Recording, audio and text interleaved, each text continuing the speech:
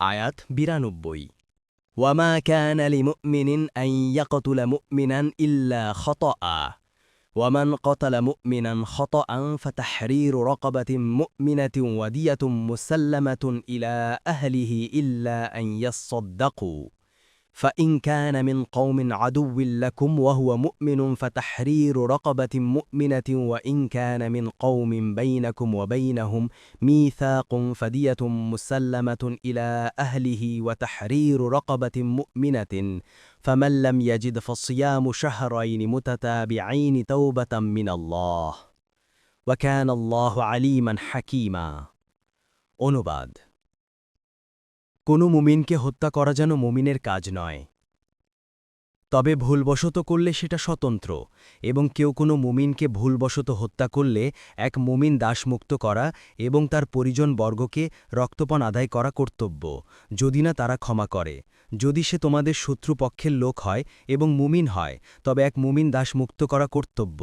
আর যদি সে এমন সম্প্রদায়ভুক্ত হয় যাদের সাথে তোমরা অঙ্গীকারাবদ্ধ, তবে তার পরিজনবর্গকে রক্তপান আদায় ও মুমিন দাস মুক্ত করা কর্তব্য।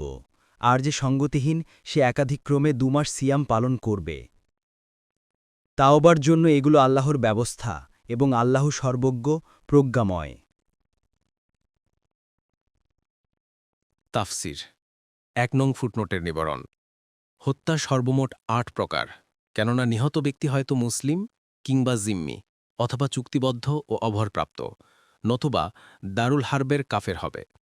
এ ৪ অবস্থার কোনো না কোনো একটি হবেই। হত্যাকারী ২ প্রকার, হয় ইচ্ছাকৃত না হয় ভুলবশত। অতএব মোট প্রকার হল ৮টি। ১ মুসলিমকে ইচ্ছাকৃত হত্যা, ২ মুসলিমকে ভুলবশত হত্যা, ৩ জিম্মিকে ইচ্ছাকৃত হত্যা, ৪ জিম্মিকে ভুলবশত হত্যা, ৫ চুক্তিবদ্ধ ব্যক্তিকে ইচ্ছাকৃত হত্যা, ৬ চুক্তিবদ্ধ ব্যক্তিকে ভুলবশত হত্যা, ৭ হারবি কাফেরকে ইচ্ছাকৃতভাবে হত্যা এবং ৮ হারবি কাফেরকে ভুলবশত হত্যা। প্রথম প্রকারের পার্থিব বিধান হচ্ছে কিসাস ওয়াজিব হওয়া, যা সূরা বাকারায় উল্লেখ করা হয়েছে, সূরা আল বাকারা ১৭৮। আর আখেরাতের পরিণতি সূরা আন নিসায়ের ৯৩ নং আয়াতে বর্ণিত হয়েছে। দ্বিতীয় প্রকার অর্থাৎ ভুলবশত মুমিনকে হত্যার বর্ণনা আলোচ্য সূরা আন নিসা এর ৯২ নং আয়াতে এসেছে, অর্থাৎ দিয়াত দিতে হবে। তৃতীয় প্রকার অর্থাৎ জিম্মিকে ইচ্ছাকৃত হত্যার হুকুম কি, তা নিয়ে মতভেদ রয়েছে। চতুর্থ প্রকার অর্থাৎ জিম্মিকে ভুলবশত হত্যার শাস্তি সূরা আন নিসা এর ৯২ নং আয়াতে শেষে বর্ণনা করা হয়েছে, অর্থাৎ সেটারও দিয়াত দিতে হবে। পঞ্চম প্রকার অর্থাৎ চুক্তিবদ্ধ কাফেরকে ইচ্ছাকৃত হত্যা, এর হুকুম সূরা আন নিসায়ের ৯০ নং আয়াতে বর্ণিত হয়েছে। মূলত তাদের এবং জিম্মিদের হুকুম একই, কেননা ৯০ নং আয়াতে উল্লিখিত মিসাক তথা চুক্তি অস্থায়ী ও স্থায়ী উভয় প্রকারই হতে পারে। অতএব জিম্মি ও অভয়প্রাপ্ত কাফেরের অন্তর্ভুক্ত। সপ্তম ও অষ্টম প্রকারের বিধান স্বয়ং জিহাদ আইন সিদ্ধ হওয়ার মাসলা থেকেই জানা গেছে, কেননা জিহাদে দারুল হারবের কাফেরদেরকে ইচ্ছাকৃতভাবেই হত্যা করা হয়। অতএব ভুলবশত হত্যার বৈধতা আরও সন্দেহাতীত রূপে প্রমাণিত হবে। ২ নং ফুটনোটের বিবরণ। কিসাস ও দিয়াতের বিধান সংশ্লিষ্টতার দিক থেকে হত্যা কয়েক প্রকার। প্রথম প্রকার আমাদুন অর্থাৎ ইচ্ছাকৃত হত্যা, এমন অস্ত্র দ্বারা যা দ্বারা হত্যা করা যায়, এ ধরনের হত্যার শাস্তি হচ্ছে কিসাস। দ্বিতীয় প্রকার শিবহু আমাদুন অর্থাৎ ইচ্ছাকৃত হত্যার সাথে যা সাদৃশ্যপূর্ণ, এর সংজ্ঞা এই: ইচ্ছা করেই হত্যা করা, কিন্তু এমন অস্ত্র দ্বারা নয় যা দ্বারা অঙ্গচ্ছেদ হতে পারে।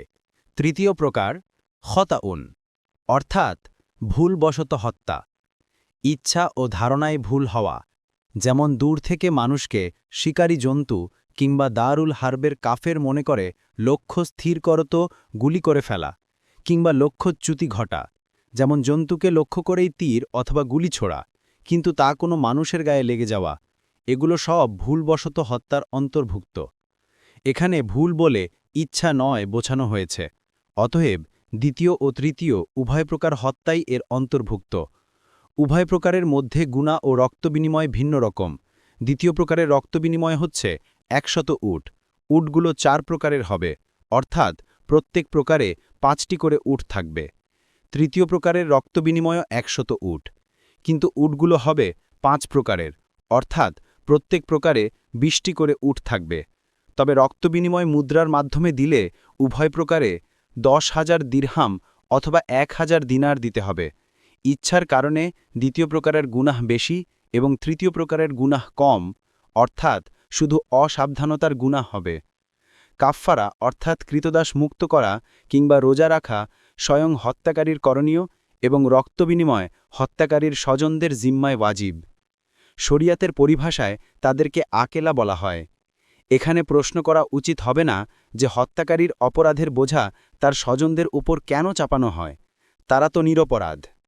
এর কারণ এই যে হত্যাকারীর স্বজনরাও দোষী, তারা তাকে এ ধরনের উচ্ছৃঙ্খল কাজকর্মে বাধা দেয়নি। রক্ত বিনিময়ের ভয়ে ভবিষ্যতে তারা তার দেখাশোনা করতে ত্রুটি করবে না।